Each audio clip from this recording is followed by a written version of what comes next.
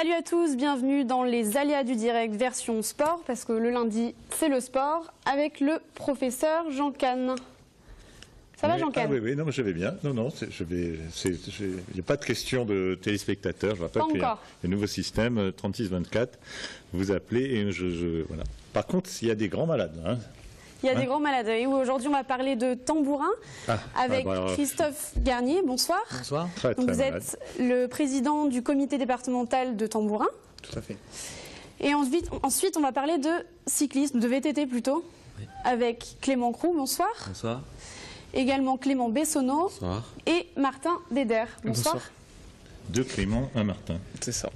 Ça va. Deux Clément, un Martin. Il faut se repérer. Ouais. Et ils ont fait quoi? Ils vont nous dire ça à la fin de l'émission, ce qu'ils nous ont fait. Ils ont traversé le chemin de Stevenson. Ça voulait traverser. Ils l'ont traversé. Ils l'ont traversé. Il y a un chemin, Stevenson. Voilà. Non, il y a une histoire. Il y a une histoire, effectivement. Donc Christophe Garnier, le tambourin, ça se termine donc pour la saison estivale. Où on en est actuellement de la saison? On en est à la fin de la saison. Les finales de coupe et de championnat ont été jouées les week-ends derniers. Là, il nous reste quelques rencontres, entre autres la finale de championnat de France. Il y a quelques matchs encore à jouer. Le Grand Prix du Conseil Général qui aura lieu ce week-end. Et donc le club de Vendémian l'année dernière qui a été champion. Est-ce qu'ils ont reconfirmé cette année? Alors Vendémian a été champion dans le championnat Héro 1, le niveau le plus relevé des championnats départementaux, l'année dernière. Et cette année de nouveau, ils se sont retrouvés en finale, parce qu'on a une finale de championnat. La finale s'est déroulée à Cournon-Sec, sur le terrain de Cournon-Sec, très beau terrain d'ailleurs. Et Vendémian, pour la deuxième année consécutive, a été sacré champion de l'Hérault. Faut raconter, hein, parce que c'est un petit coin là-bas où ils sont très malades du tambourin. C'est pas une maladie, c'est une bonne maladie. Mais je rigole. C'est vrai, hein, c'est un petit village, Vendémian, qui est connu. Et tout autour, tous les autres villages autour. Tous les autres villages, il y a beaucoup de villages dans l'Hérault, mais c'est vrai que le Vendémian en particulier a produit énormément de très bons joueurs, d'excellents joueurs qui évoluent éventuellement dans d'autres clubs de l'Hérault. C'est le climat, qu'est-ce qui se passe? Il y a plusieurs choses. L'école élémentaire est juste à côté du terrain de tambourin. Ils ont deux frontons pour les entraînements et il y a toute une culture tambourin dans le village de Vendémian. La dernière fois que vous y étiez venu, je me rappelle, vous faisiez une petite fête pour faire découvrir un peu le tambourin à tous ceux qui ne connaissaient pas. Alors est-ce que il y a un engouement, il y a des gens qui viennent, il y a des jeunes aujourd'hui, je sais pas, vous connaissez le tambourin vous? Un petit peu, en effet, quand j'étais petit. Mais... Non, si, c'est vrai, je connais un petit peu, mais j'en ai jamais vu. Dans le berceau, tu avais un truc. Ouais, c'est ça. Non, j'avais 7 ans. Bien sûr, on essaie de multiplier les initiations, les occasions pour les gens de découvrir le tambourin. Il y en avait à la foire des associations de ce week-end, avec le club de Montpellier. Et ensuite, bien sûr, lors de rencontres internationales, les Coupes d'Europe, les France-Italie, il y a tout le temps des animations. On peut non seulement voir du tambourin et en même temps s'initier, découvrir un petit peu la pratique elle-même. Donc justement, c'est un sport local qui se développe de plus en plus, que vous arrivez à faire... Oui, dans le sens où il était avant tout un sport local dans l'Hérault, un sport un peu plus développé dans le nord de l'Italie, et pendant longtemps c'est resté comme ça. Et dernièrement, nous avons des équipes qui se sont montées du côté de l'Espagne, en Allemagne, du côté de l'Écosse, l'Angleterre. On parle maintenant de la Lituanie et du Brésil dans le milieu du tambourin.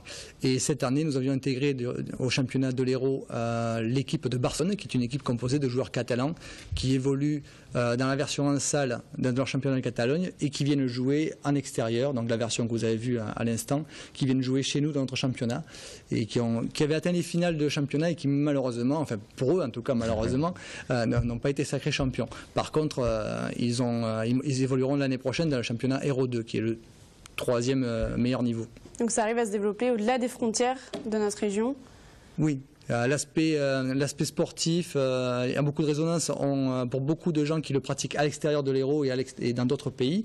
L'aspect traditionnel, etc., n'est pas un élément primordial pour eux. C'est avant tout l'aspect sportif, l'aspect tactique, la beauté du jeu qui les séduit. Ils sont plus séduits par ça que par l'aspect, on va dire, plus traditionnel. Mes grands-parents ont joué à ce sport-là, etc. C'est pas du tout l'état d'esprit dans lequel ils sont.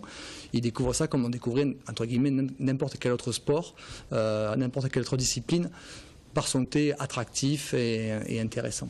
Et donc dimanche notamment, il y a le Grand Prix du Conseil Général, c'est ça? C'est ça, oui. Ça se passe à Vandergue. Donc le Grand Prix du Conseil Général, c'est le challenge de l'offensive. Donc ce sont les meilleures équipes féminines et masculines, les meilleures équipes dans le sens des équipes les plus offensives. Donc les équipes marquent des points en fonction de leurs résultats et des scores qu'elles font tout au long de la saison de championnat national 1. Et à ce moment-là, les deux meilleures équipes se rencontrent pour une finale. Donc ce sera à Vandergue ce week-end, ce dimanche, à 14h et à 16h. Et justement, vous le disiez tout à l'heure, Jean Cane, pour ceux qui ne connaissent pas le tambourin, donc vous créez des événements, Tambourifête. La Tambourifête qui aura lieu le 5 octobre du côté de la vallée de l'Hérault. C'est joli ça. Samedi, pour ceux qui ne peuvent pas attendre dimanche pour aller à Vandergue, samedi à Cournonterral, vous avez la première finale du championnat de France qui opposera donc à 21h. Cournonterral reçoit Cazouldéro. Donc même chose, nous avons le premier et le second championnat qui se rencontrent de la saison régulière, qui se rencontrent pour une finale en au moins 2 rencontres, voire 3 rencontres. C'est un petit peu le système du basket où il y a toute une série de rencontres pour déterminer le champion. La Coupe Davis du tambourin, non ? On y vient progressivement. La dernière Coupe d'Europe qui s'est déroulée en Italie a réuni la Hongrie, la Catalogne, l'Espagne, l'Italie et la France bien sûr. Et la Coupe du Monde qui s'était déroulée du côté de Gignac il y a 2 ans, qui sera renouvelée l'année prochaine, ou dans 2 ans, pardon, avait vu la présence du Brésil aussi. Et comment vous parvenez à faire adhérer au tambourin ? Pour Tambourifête, par exemple, quelles sont les activités proposées ? Alors, il y a des activités tout simplement ludiques. On prête un tambourin, on fait essayer le tambourin. On intervient aussi dans les écoles, au niveau des écoles élémentaires. On organise des stages régulièrement. Et donc, sincèrement, une fois que les gens ont essayé le tambourin, c'est le plus difficile, c'est de faire essayer le tambourin et de le faire découvrir. Mais une fois que les gens l'ont découvert, il y a très peu de personnes qui nous disent que ce n'est pas intéressant, pas attractif, etc. Après, c'est plus une question. Une balle, des tambourins, un filet, et vas-y, c'est un peu. Hein, voilà, c'est ça qui. On fait essayer, on montre ce que c'est et les gens sont, dans la grande majorité, séduits. Donc en octobre, c'est le début du championnat, de la saison en salle, notamment. Les règles sont différentes entre la saison estivale et la saison d'hiver ? Oui, c'est 2 disciplines relativement différentes. La saison en extérieur, que vous avez vu, se joue à 5 contre 5 sur un terrain qui fait 80 mètres de long. Par 18 de large. La balle est une balle bien spécifique. Pour la salle, c'est une version, on va dire, adaptée pour pouvoir entrer dans des gymnases qui reçoivent des terrains de handball. Basket, Donc on joue sur un terrain qui fait 36 mètres de long, 14 de large, et les équipes sont composées uniquement de 3 joueurs. Donc c'est un jeu qui est beaucoup plus rapide, différent dans son aspect tactique, mais qui est au moins aussi spectaculaire. Et on a des champions, quand même, ici, non ? Et on a les champions. Florensac a été sacré champion d'Europe pour la 2e année consécutive lors de la finale à Barcelone. Et il faut dire qu'à chaque fois, c'est France-Italie en finale, en gros. Pas tout le temps. Les nations étrangères commencent à monter en puissance. Et d'ailleurs, la dernière finale, donc, lors de la Coupe d'Europe qui s'est déroulée à Barcelone, des clubs, c'est l'équipe de Budapest qui a battu l'équipe de Poussan, qui a battu les Françaises. Et donc c'est la première fois qu'il y a eu une finale opposant une équipe italienne à une équipe autre qu'une équipe française. C'était l'équipe de Budapest. Les Italiens ont quand même gagné, mais ça veut dire que les autres nations sont en train de progressivement, et c'est tant mieux pour eux, et tant mieux pour nous pour la qualité du jeu, sont en train progressivement de monter en qualité. Et le championnat donc en salle qui commence le 19 octobre 19 octobre, première journée en salle, ce sera au Palais des Sports Pierre de Coubertin, à Montpellier. 19 octobre, toute la journée, de 9h à 18h. Il y aura des rencontres. Les équipes féminines Héros 1 et les équipes masculines Héros 1 se rencontrent sur terrain neutre pour cette première journée. Vous savez à peu près le nombre de licenciés dans la région ou en France ? Alors, dans le département, 1673 au dernier pointage. Et en France, on est à peu près aux environs de 2000. C'est quelque chose qui est en hausse, j'imagine ? C'est en hausse, on est quand même sur un nombre assez stagnant pour l'instant. On va voir si justement les efforts qu'on a produits au niveau communication, au niveau scolaire, au niveau des initiations, etc., portera ses fruits. Télé, parce qu'on en parle ici. Pardon ? On en parle ici quand même du tambourin. C'est vrai qu'on en parle, voilà, mais ça fait partie des éléments qui certainement nous permettront d'attirer de plus en plus d'adhérents. Donc on va voir dans les années à venir si tout cela apporte ses fruits. On le rappelle, donc le dimanche qui arrive, donc dimanche 21 septembre si je ne me trompe, le Grand Prix du Conseil Général. En octobre, donc l'ouverture de la saison en salle et le Tambourifest. Vous nous rappelez la date? Le 5 octobre. Le 5 octobre. C'est juste ma question coquine, hein, parce que c'est parti comme ça. Quand vous faites des petits câlins, parce que question coquine, c'est des câlins. Vous êtes plutôt tambour battant ou vous tambourinez fort? Ça dépend des occasions, Dr Kahn. Voilà, c'est juste. J'ai pas dit topinambour parce que c'était un peu trop long. Je n'avais pas encore. Topinambour, comprenez? C'est bon. Parce que oui, ils ont fait un truc de fou aussi. Hein. Ils ont fait un truc de fou, mais avant ça, on va parler des 100 km de Millau, Jean Kahn. Oui, je connais très bien. C'est l'horreur. C'est l'horreur. C'est l'horreur. Oui, parce que Millau, vous voyez, c'est un peu dans une cuvette. Et 100 km, vous partez courir 100 km la nuit. 100 km, il faut le faire plus que deux marathons et demi au final. C'est de la folie. Oui. Ouais. Parce que vous l'avez fait peut-être, Jean Kahn. Non, moi je les vois, parce que à Millau, j'y vais souvent boire des coups. Et je suis là au bar. Vous êtes plutôt du côté de la buvette que du côté de la course. Je les vois partir et je les vois revenir le lendemain. C'est ça qui est fou. Et moi, je suis toujours là. Donc les 100 km de Millau qui ont lieu le 27 septembre 2014. Nous sommes allés rencontrer Damien Chicot qui court pour l'association Rire. C'est un reportage de Céline Olive et Alexandre Pégon. 100 km pour des sourires d'enfants. À près de 40 ans, Damien Chicot, un ancien militaire devenu auteur-compositeur, va se lancer dans une aventure plutôt physique. Il a déjà fait 2 marathons mais ne pratiquait plus de sport. Depuis le mois de juin, il suit un entraînement intense pour parvenir à son objectif. Dans ma tête, je suis prêt. Mentalement, c'est très clair. Physiquement, j'ai fait tout ce qu'il fallait pour.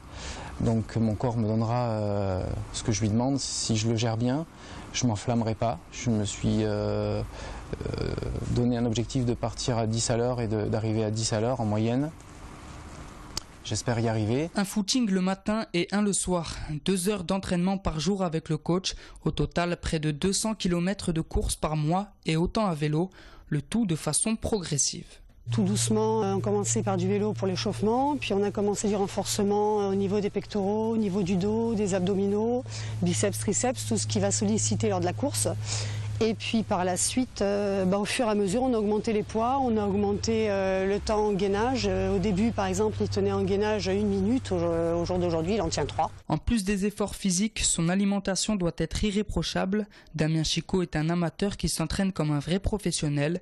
Son objectif, arriver au bout de la course en 10 à 12 heures, ce qui impressionne même les sportifs de haut niveau. Damien, il n'a pas gagné ni les Jeux Olympiques, il n'est pas champion du monde, il est sportif amateur, mais quand un amateur, on me dit qu'il est capable de courir 100 km, pour moi c'est plus qu'un amateur. Voilà, on ne peut pas courir 100 km à pied sans avoir un minimum de professionnalisme en soi. C'est-à-dire que la préparation elle est compliquée, elle est difficile, elle est très longue, très longue. On connaît déjà la difficulté pour les marathoniens de faire 42 km. Lui c'est 2 marathons et demi.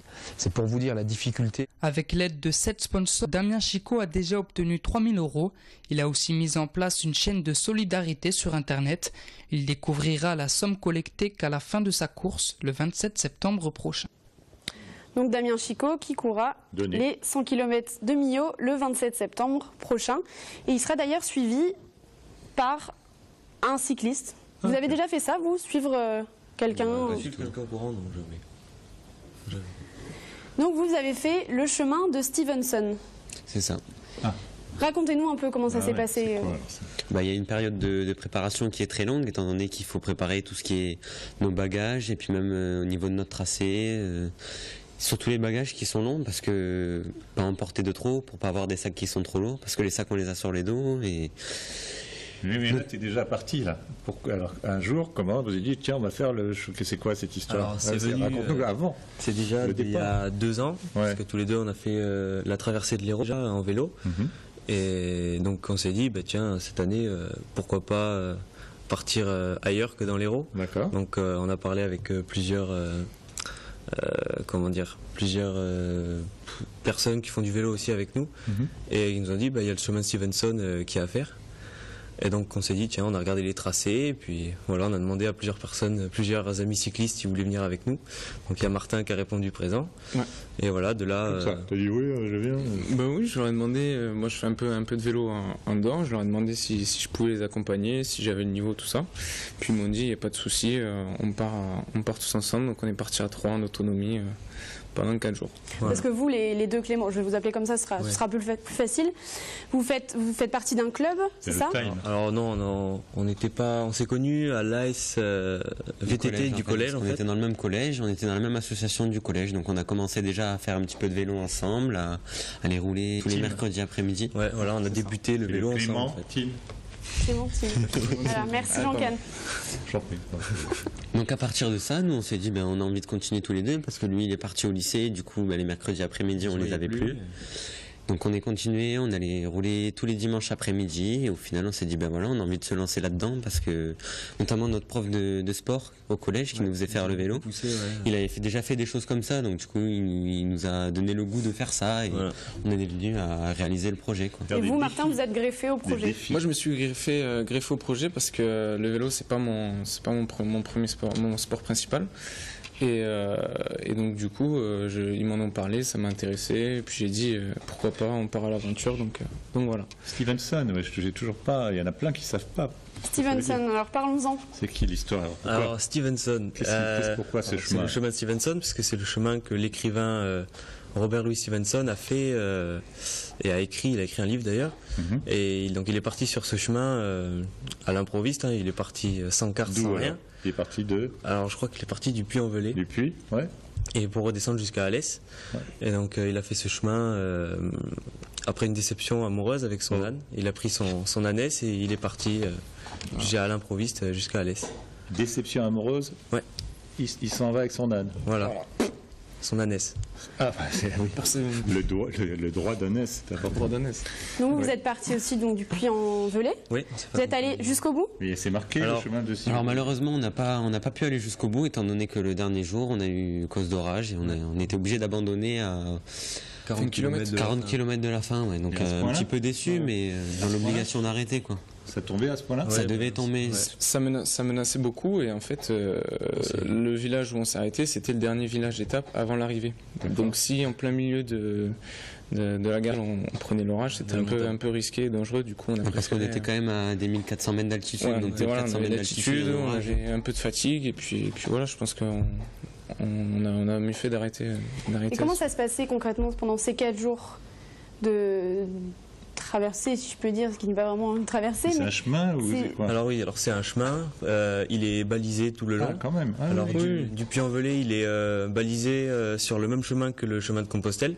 Donc c'est plus un pèlerinage qu'une traversée. Il y a beaucoup de villages. Tous les 40 km à peu près, on arrive à rencontrer un village. Voilà. On a fait pas mal de rencontres. De personnes qui ont rencontré beaucoup de randonneurs et on était les seuls à vélo. Notamment le premier jour, chemin de Stevenson complètement dévié, donc obligé de aller voir les gens du village pour retrouver notre chemin, quoi, parce que vraiment perdu. Donc chaque soir vous dormiez dans un lieu différent? On essayait de trouver des campings, parce que pour nous gîtes, on n'avait pas de quoi financer ça, et le camping c'était la meilleure alternative étant donné que c'est pas trop cher et c'est aussi la sécurité. Et combien de kilomètres ça fait en tout? Ça fait 252 km. Ouais, par là. En tout, il fait 252, donc on a dû faire 212 à peu près kilomètres. Vous avez des belles étapes.